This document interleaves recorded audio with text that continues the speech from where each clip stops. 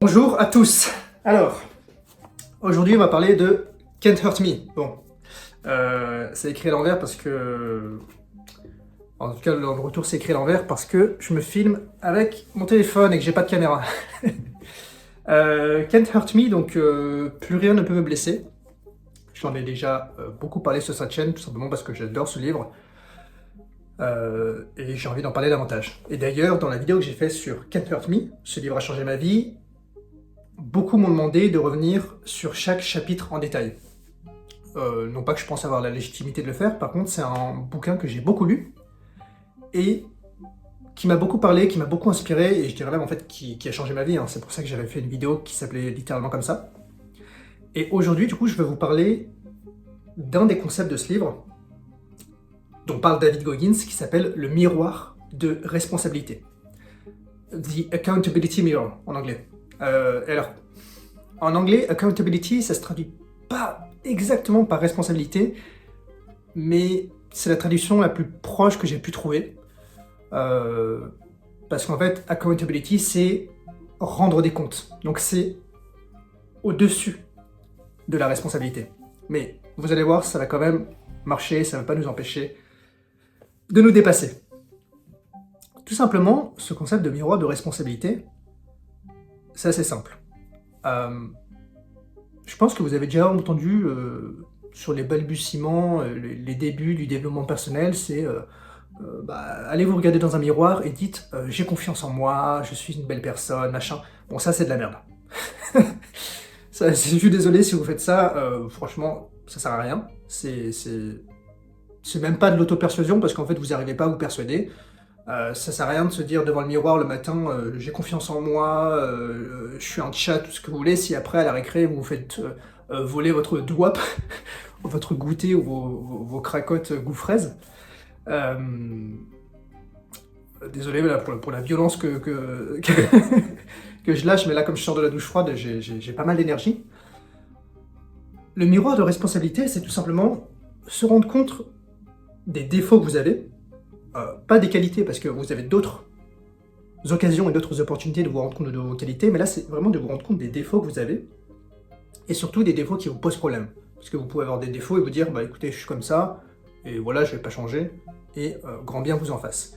Mais moi je prenais l'exemple, et c'est l'exemple que je prenais dans mes précédentes vidéos, c'est que à une certaine époque, je me trouvais un peu trop gros. J'étais pas non plus obèse, mais je me trouvais un peu trop gros.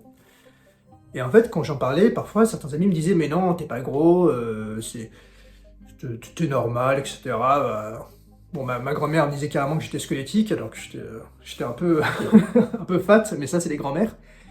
Et en fait, au bout d'un moment, on a besoin d'un reality check, d'un retour à la réalité, une claque de réalité, on va appeler ça. Et c'est un peu ce à quoi sert le miroir de responsabilité. C'est te dire, ok, tu n'aimes pas cette partie-là de toi, tu te trouves gros, tu te trouves stupide, tu te trouves tout ce que tu veux, et il faut un peu, l'espace d'un instant, laisser votre bienveillance de côté et vous dire, entre quatre yeux, vous et votre miroir, vos 4 vérités. Faut pas non plus se démonter la gueule, dire ah bon t'es qu'une merde, comme je l'ai fait dans ma miniature, mais ça c'était plus pour la blague.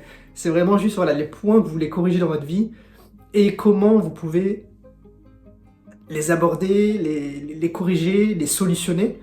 Le but c'est pas non plus de se flageller, c'est vraiment pas ça que je vous dis et ça serait pas du tout constructif.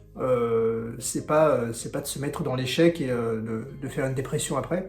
C'est d'être franc avec soi-même et de se dire bah sur cet aspect-là de ma vie, je suis pas satisfait et je voudrais le corriger.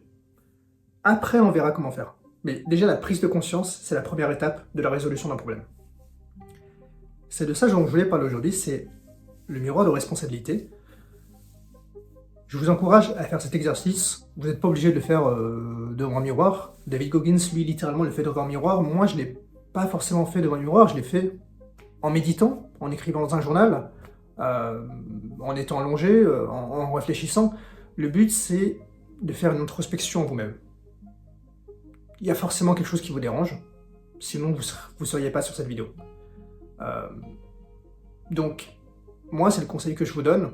C'est un conseil qui a extrêmement bien marché pour moi, mais faut pas l'appliquer voilà, au pied de la lettre. faut l'appliquer comme vous avez envie de l'appliquer. Mais il faut être capable d'avoir cette franchise envers vous-même et pas de se complaire dans une autogratification qui nous pousse en fait à rester moyen. Là, je ne vous demande pas de vous comparer aux autres. Je vous demande de vous comparer à vous-même, à votre miroir. Et c'est la version la plus proche que vous aurez de vous-même. Voilà, c'était une vidéo un peu plus courte que d'habitude. J'espère qu'elle suivra avec d'autres vidéos sur les autres chapitres de Can't Hurt Me. Encore une fois, c'est un livre qui m'a beaucoup inspiré, donc j'en reparlerai sur cette chaîne. Donc si vous avez une appétence à tout ce qui a trait avec David Goggins, Can't Hurt Me, Never Finished, je vous conseille de vous abonner parce que j'en reparlerai. Et de manière générale, j'en reparlerai de beaucoup de sujets de productivité, développement personnel, même si j'aime pas trop ce mot. Et vous allez voir dans les prochaines vidéos que je vais pas mal rentrer dans l'art de pas mal de gens dans cette branche. J'en profite parce que de toute façon, j'ai pas beaucoup de vues et j'ai pas beaucoup d'abonnés. Donc ça me permet de dire ce que je veux en fait. Donc voilà, j'espère que j'ai pu quand même vous apporter de la valeur. Bon courage dans votre développement, c'était Mathieu, à la prochaine, ciao ciao.